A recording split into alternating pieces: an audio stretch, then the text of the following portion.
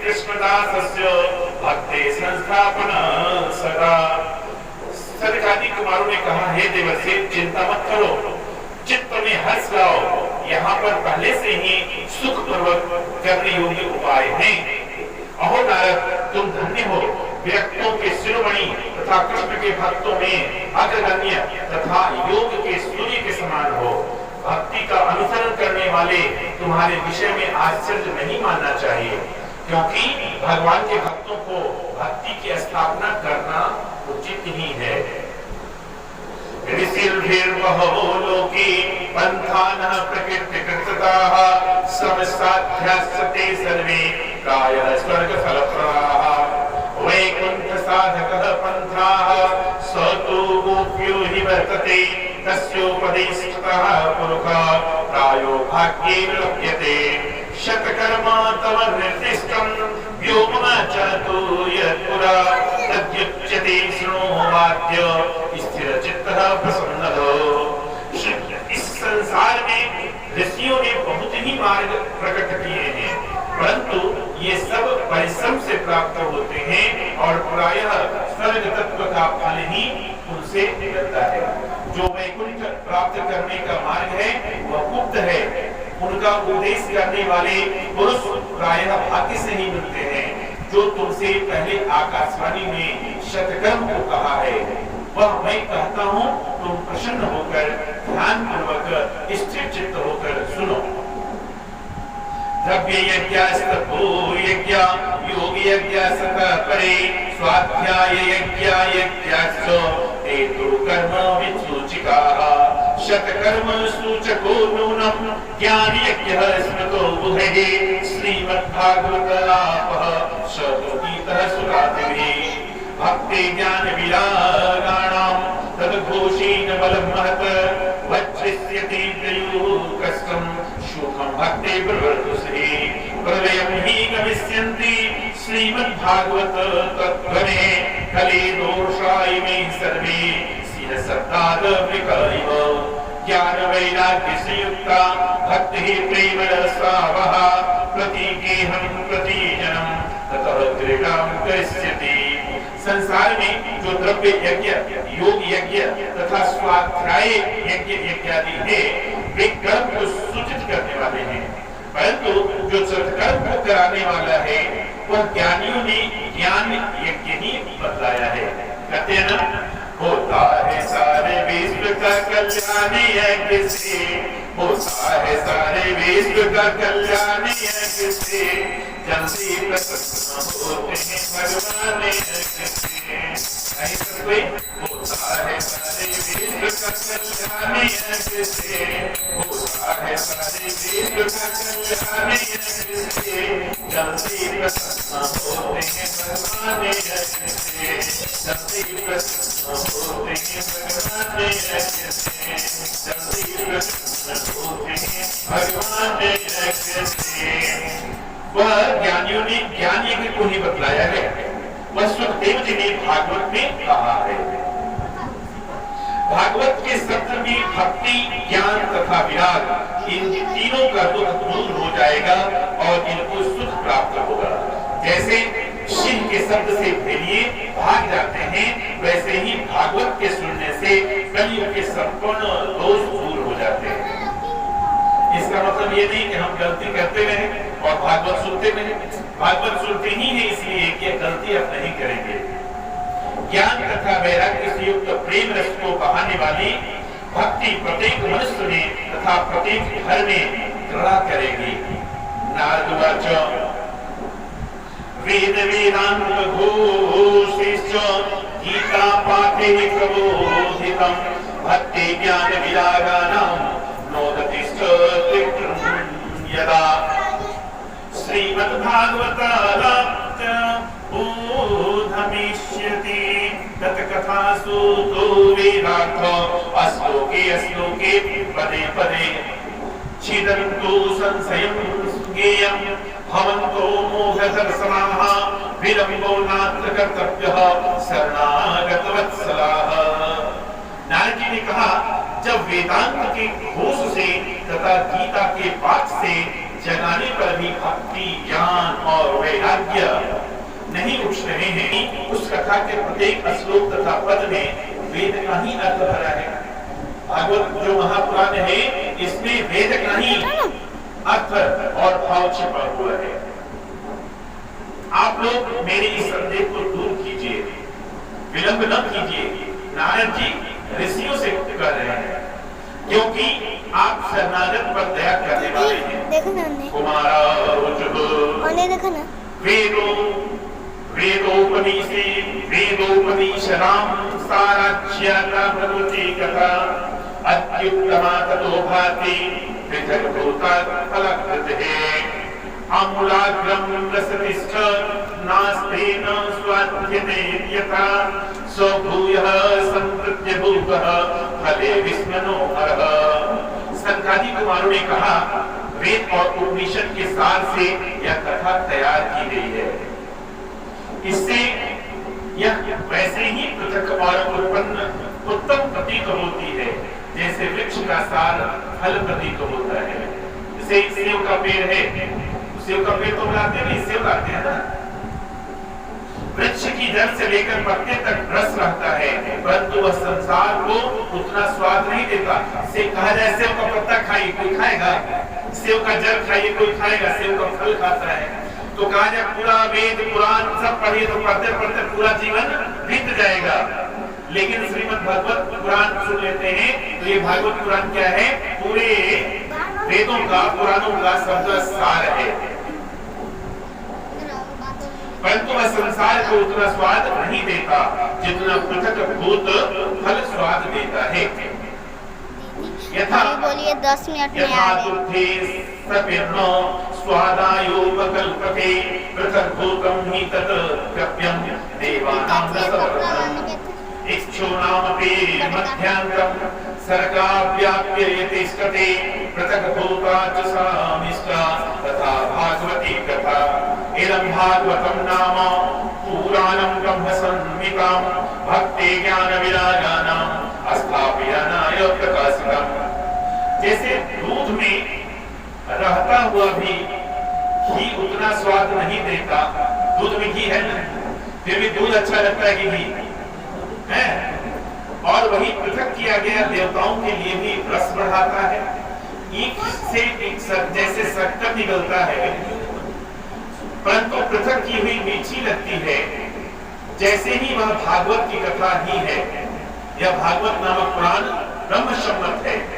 भक्ति, ज्ञान तथा वैराग्य के अस्थापनार्थ इसे प्रकाशित किया गया है।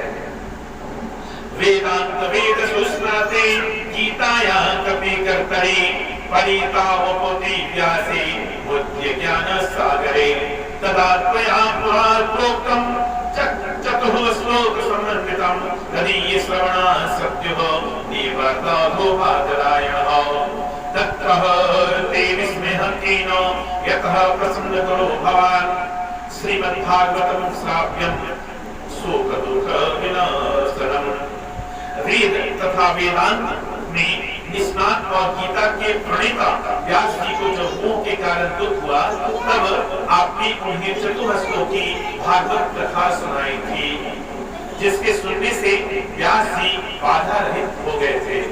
श्रीमद् भागवत के सुनने से जब शोक दुखादि दूर हो जाते हैं, उसमें आपको विस्मय क्या है, जिससे कि आपने यह प्रश्न किया है। नारदवाचो यद्दर्शनं च विनिहन्त्य शोभानि सत्यः श्रीवादीर्तानां निःशेषमुखगीता कथैकपाणाः प्रेम प्रकाश कृतये शरणं गतोऽस्मि भाग्योदयेन कहो जन्म समर्थेन सत्संगमं च लभते पुरुषो यदा वहि अज्ञान हेतु कृतमोह मोदान्धकारना संविधायहि तदोदयते विवेकः। इति श्री पद्म पुराणे उत्तरखंडे श्रीमद्भागवत महात्म्ये कुमार नारद संवादो नाम द्वितीयो अध्यायः। नारद जी ने कहा, जिनका दर्शन संपूर्ण असुरों का नाश करने वाला है, सांसारिक दुख रूप तावानल से पीड़ित मनुष्यों का कल्याण करने वाला है। प्रेत लक्षणा भक्ति का प्रकाश करने के लिए जो भगवान शेष के द्वारा गाई गई कथा रूपी सुधा का पान करने वाला है, ऐसे आप लोगों की मैं शरण ग्रहण करता हूँ। बहुत जन्मों के पुण्य का उदय होने पर जब मनुष्य सत्संग प्राप्त करता है, तब कहीं जाकर अज्ञान के द्वारा किए गए मोह और मद रूपी अंधकार का नाश कर ज्ञान का उदय होता है। श्रीमद्भागवतम पुराणम अमलम बाबा बोलते ना कि ना सब तरह सब सब आदमी को दिखाना है। श्रीमद् श्रुतिधरयो विदुषां चूड़ामणिः श्री विश्वेश प्रसादनायो रचिता टीका सरस्वती सुधा। द्वितीय अध्याय का जो सार है उसको ध्यानपूर्वक सुनिएगा।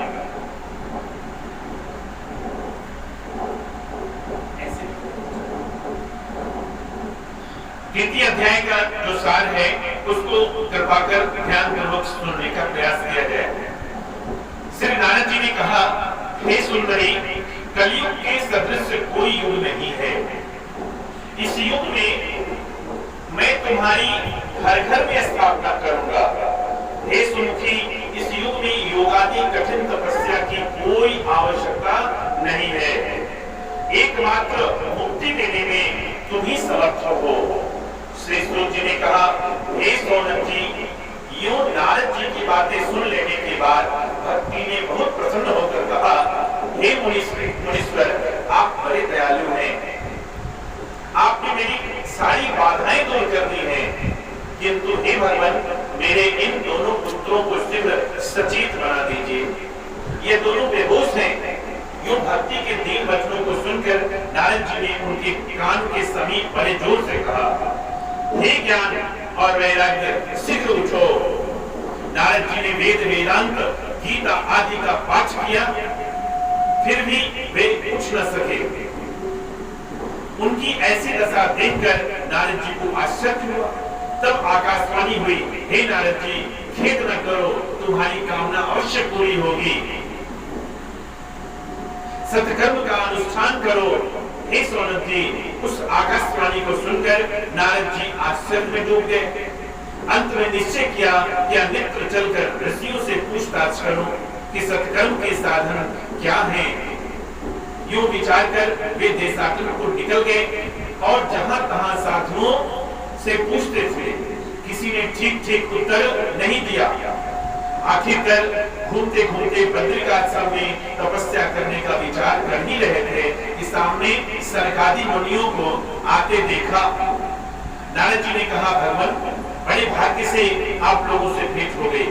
आप लोग तो 5 वर्ष के ही रहते हैं, लेकिन आप लोग पूर्वजों के भी पूर्वज हैं। आप लोगों की जीवा पर हरि नाम सदा विराजमान रहता है, अतः आप लोग वृद्ध नहीं होते। आकाशवाणी के विषय में तो सब बातें आप लोग जानते ही हैं, मुझे उनके विषय में कहिए। कुमारों ने कहा, हे नारद जी, आप धन्य हो, चिंता मत करो, यहाँ सब साधन उपस्थित है। आकाशवाणी ने जो सत्कर्म करने के लिए कहा है, सो मैं कहता हूँ, ध्यान पूर्वक सुनो। किसने कहा? ऋषियों ने नारद जी से कहा, हे नारद जी, यह तो संसार में अनेक तरह के यज्ञ बताए गए हैं, लेकिन उनमें सत्कर्म का साधन ज्ञान यज्ञ सर्वश्रेष्ठ बतलाया गया है, जिनका श्री सुखदेव जी ने भागवत में वर्णन किया है। हे मुने, भागवत सुनने से सब के सार से यह तैयार की गई है। जैसे रस वृक्ष की जड़ से लेकर पत्तों तक में रहता है, परंतु वह उतना स्वाद नहीं देता जितना उसका फल देता है। जितना कि वृक्ष से पृथक ऊपर फल, वैसे ही यह भागवत है।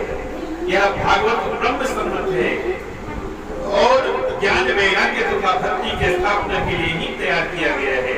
हे नारद जी, महाभारत आदि अनेक ग्रंथों की रचना करने पर भी जब व्यास जी को शांति न मिली, तब उन्होंने ही इस भागवत का व्यास जी से वर्णन किया था।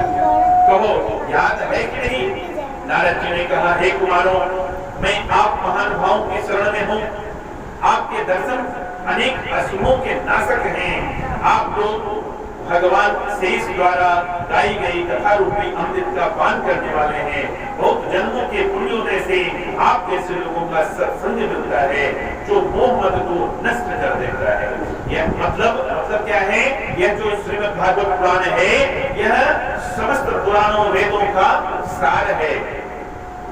इसलिए इस भागवत पुराण को सुनना, उस पर अपने जीवन को चलाना जीवन को धन्य कर देता है।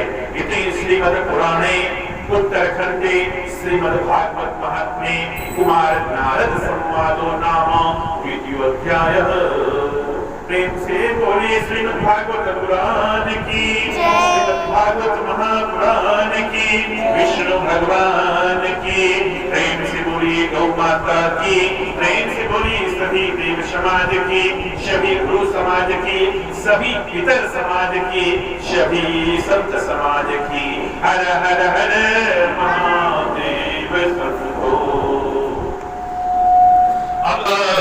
की। प्रेम से बोलिए श्रीमद् भागवत महापुराण की।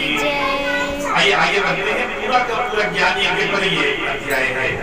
तो आइए फिर से उस कथा को, उस गीत को गाते हैं जिसको नारद जी को ऋषियों ने कहा था। होता है सारे विश्व का कल्याण ज्ञान से, होता है सारे विश्व का कल्याण ज्ञान से, जल्दी प्रसन्न होते हैं भगवान ज्ञान से। होता है सारे विश्व का कल्याण ज्ञान से, जल्दी प्रसन्न होते हैं भगवान ज्ञान से, जल्दी प्रसन्न होते हैं भगवान ज्ञान से।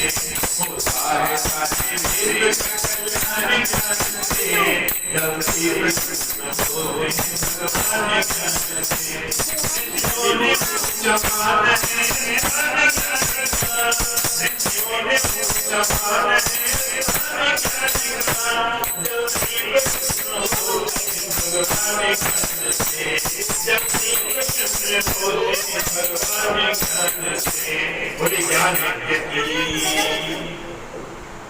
नारद ज्ञान यज्ञं करिष्यामि सुखशास्त्रकर्मयोत्कलं भक्ति ज्ञान व्यागानां अस्थापनार्थं त्यक्तः पुत्रकार्यो मया यज्ञः अस्थलं तद्वच्चामिह महिमा सुखशास्त्रस्य वक्तव्यो वेदपारगः कियद् दिवशी श्राव्य श्रीमद्भागवती कथा ओ विधिस्यत्र कर्तव्यो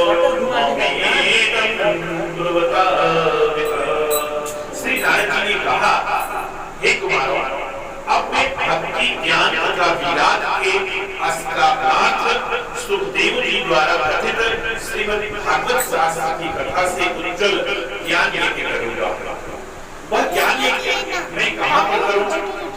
वह स्थान आप आपसे कहिए तथा भागवत की महिमा का भी वर्णन कीजिए। श्रीमद् भागवत की कथा कितने दिन सुननी चाहिए और इसकी क्या विधि है, सो भी मुझसे कृपा पूर्वक कहिए। कुमारा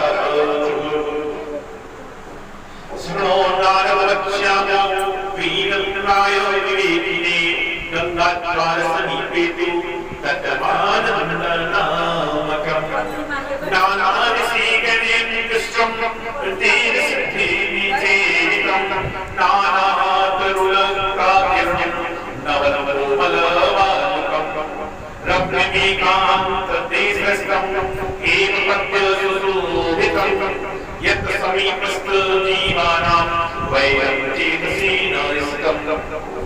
श्रीमद् भागवत ने कहा, हे नारद जी सुनिए, आप विवेकी तथा विनम्र हैं। हम आपको स्थान बताते हरिद्वार के पास आनंद नामक तट है। वह अनेक ऋषि गणों से संपन्न, देव सिद्धों से सेवित तथा लता और वृक्षों से युक्त है। वहाँ नवीन कोमल बालुकी में पूरा जो स्थान है वो बालुका उसमें फैली हुई है। वह स्थान एकांत और बड़ा है तथा सुवर्ण कमलों से शोभित, जहाँ पर रहने वाले प्राणियों के मन में वैर भाव नहीं रहता है। ज्ञान यज्ञ त्वया तत्र प्रत्यक्षोऽप्यर्थः अपूर्वस्वरूपाच्च तथा तत्र भविष्यति। पूरः स्तम्भनिर्बलमेव चराचरकलेवरं तद्द्वयं च पुरुषस्य भक्तिस्तत्रादर्श्यति। यत्र भागवती वार्ता तत्र भक्त्यादिकं प्रदीत तथा शब्दं समाकर्ण्य तत्रैकं कर्मयते। वहीं पर बिना प्रयत्न के ही ज्ञान यज्ञ करो, वहीं अपूर्व रस से युक्त कथा होगी। भक्ति वृद्धावस्था के कारण जिन और दुर्बल शरीर वाले ज्ञान और वैराग्य को आगे करके वहां जाएंगे, क्योंकि जहाँ पर भगवान की कथा होती है वहां पर भक्ति आदि अवश्य जाती है और कथा के शब्दों को सुनकर वे तीनों तरुण हो जाते हैं। श्रुतवाच एवं उक्त्वा महारास्ते नारदेन समं ततः गंगातटं समाजग्मो तथा पाणायं सत्वराः यदा तायातस्ततं तेतु तदा कोलाहलो विभूत भूर्लोके देवलोके च ब्रह्मलोके तथैव च। श्री भागवत पीयूषपाणाय रसप्रकाः भावन्तो न्याये सर्वे प्रथमं ये च वैष्णवाः। सूत ने कहा, हे सोनक जी, इस प्रकार कर वे कुमार नारद जी के साथ कथा रस का पान करने के लिए वेग से गंगा तट को चले गए। जब वे लोक तट पर आ गए तब उस समय पृथ्वी देवलोक तथा ब्रह्मलोक में बड़ा कोलाहल हो गया। जो वैष्णव थे वे भागवत रूप अमृत का पान करने के लिए दौड़े हुए आगे कहाँ हरिद्वार के समीप गंगा तट के पास।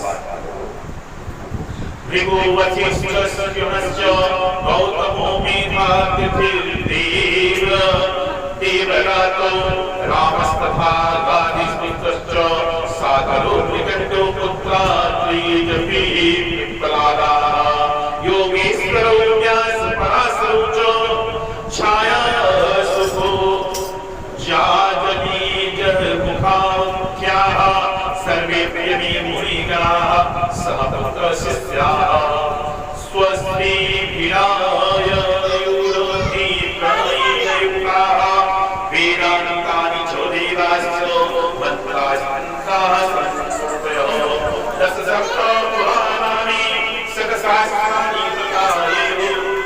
भृगु वशिष्ठ च्यवन् गौतम मेधातिथि देवकी परशुराम विश्वामित्र शाकर मार्कंडेय दत्तात्रेय तथा पिपलाद सबके सब वहां पर आ गए। प्रेम से बोलिए, होता है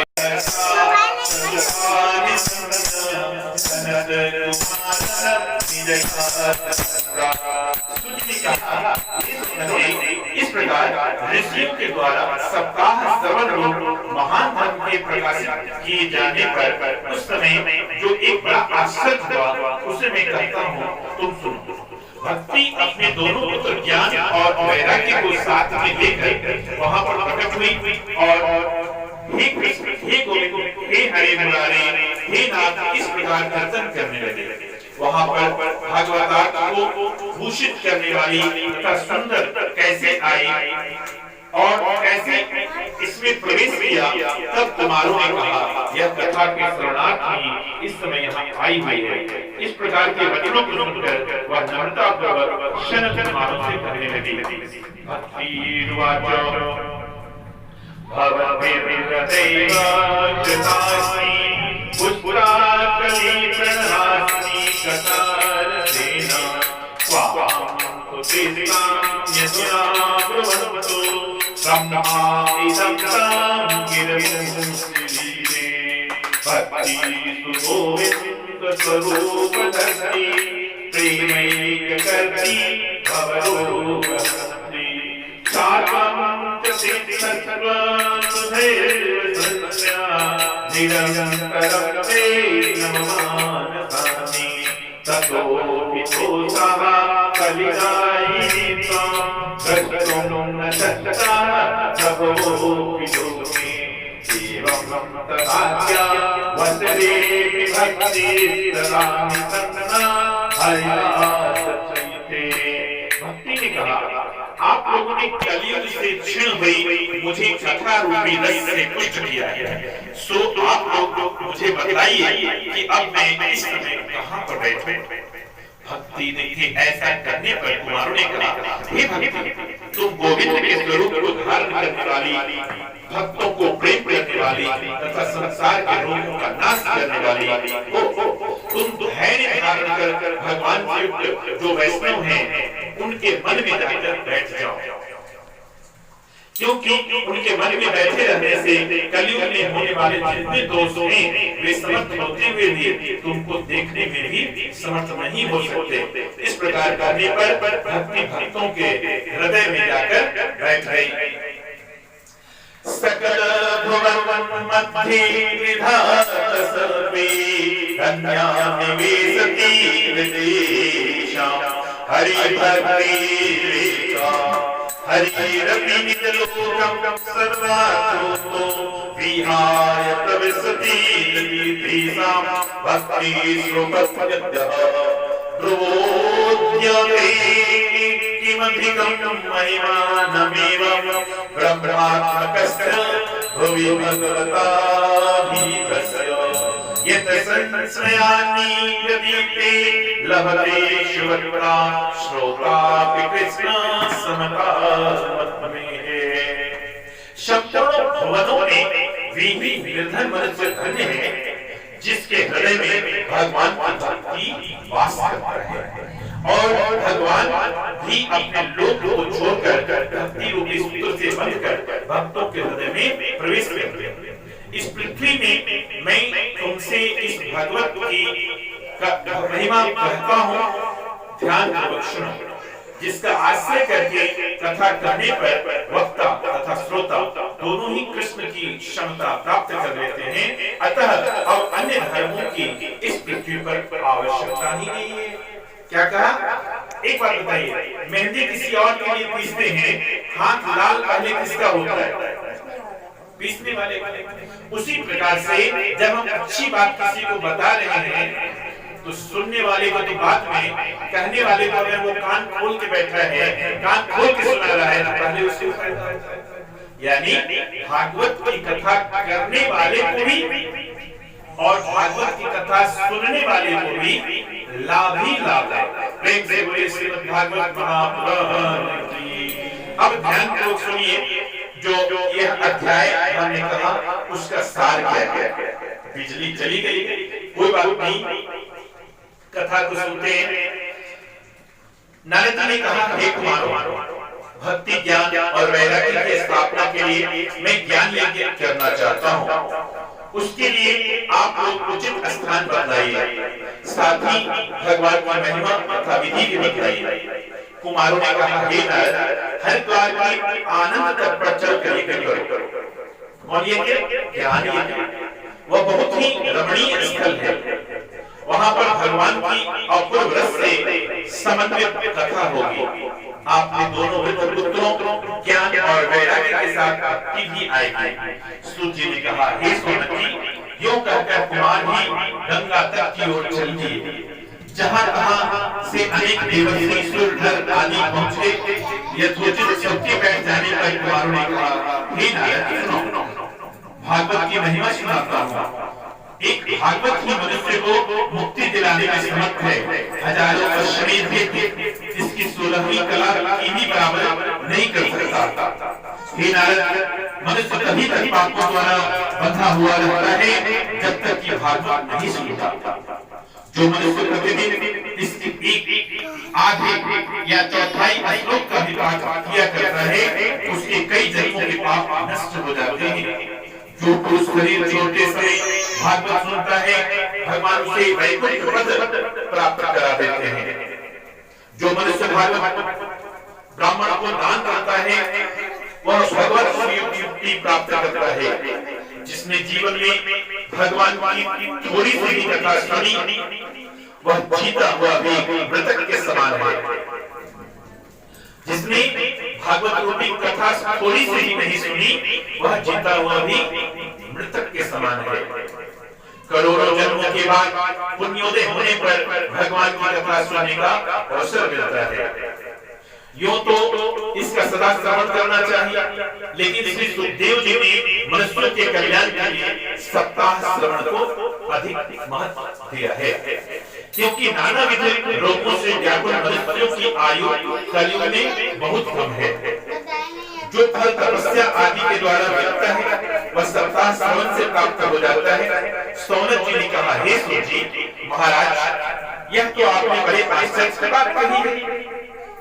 इसमें इतनी सामर्थ्य आई कहां से? यह तो बतलाइए। श्री सूत जी ने कहा, हे सौनक जी, जब भगवान अपने धाम को जाने लगे तब उद्धव ने उनसे पूछा, भगवान कहां चले जा रहे हो? मेरे मन की चिंता दूर करते जाओ। यह तो जानते ही हो कि कलयुग आ गया है, तब वह किसकी शरण में जाएगा? तुम्हारे सिवा हे भगवान दूसरा कोई रक्षक दिखता नहीं। इसलिए थोड़ा विचार कर लो, आगे कहां चले जा रहे हो? उद्धव की ऐसी बातें सुनकर बहुत विचार करने के बाद भगवान ने अपने तेज को भागवत में रख दिया। इसलिए हे सौनक जी, यह भागवत भगवान कृष्ण की प्रत्यक्ष मूर्ति है, जिसके पढ़ने सुनने से सब पाप दूर हो जाते हैं। अन्य साधनों की अपेक्षा इस कली के सप्ताह श्रवण अधिक फल देने वाला है। इस कलयुग में यह जो भागवत पुराण है उसका सप्ताह श्रवण अधिक फल देने वाला है। हे सौनक जी, ऋषियों के बीच में अपने दोनों लड़कों ज्ञान और वैराग्य को लेकर भक्ति आ गई। मुनियों ने कुमारों से पूछा, यह हम लोगों के बीच में कहां से आ गया? कुमारों ने कहा, हे मुनियों, यह कथा के लिए यह आई है। तदंतर नम्रता पूर्वक भक्ति ने कहा, मानवाओं, मैं तो क्षीण हो गई हूँ। आप लोगों ने कथामृत से पुष्ट बनाया है, अब बताइए कि मैं कहाँ बैठूं? कुमारों ने कहा, हे भक्ति, अब तुम भक्तों के मन में जाकर बैठ जाओ, वहाँ कली के दोस्त तुम्हें नहीं देख पाएंगे। उसके बाद भक्ति भक्तों के मन में जाकर भगवत भक्तों के मन में जाकर हृदय में बैठ गए। कुमारों ने कहा, हे नारद, भागवत की महिमा का अब अधिक वर्णन करो, जिससे श्रोता और वक्ता दोनों ही भगवत स्वरूप प्राप्त हो जाते हैं। इस प्रकार से हम लोगों ने जाना कि जब उद्धव जी भगवान से कहते हैं, भगवान विष्णु से, भगवान कृष्ण से, कि कहां चले जा रहे हो, कलयुग आ गया है, तो भगवान बहुत सोचने विचारने के बाद अपने तेज को इस भागवत पुराण में रख दिया। अपने तेज को कहां रख दिया? भागवत पुराण में रख दिया, और कहा कि इस भागवत पुराण को जो पढ़ेगा, मतलब कि हम ही से वह भेंट करेगा, इन बातों को वह मान के अपने जीवन को चलाएगा। यह कथा यहीं पर समाप्त होता है, बाकी की कथा आगे करेंगे। इति श्री पद्म पुराणे उत्तरखंडे श्रीमद् भागवत महात्म्ये भक्ति कष्ट निवर्तनम नाम तृतीय अध्याय। प्रेम से बोली श्रीमद् भागवत महापुराण की, श्री विष्णु भगवान की, श्री कृष्ण भगवान की, बाल गोपाल कृष्ण भगवान की, दिव्य की जय जय सीताराम, हर हर महादेव शंभो। अब आरती करेंगे, आरती की तैयारी करेंगे।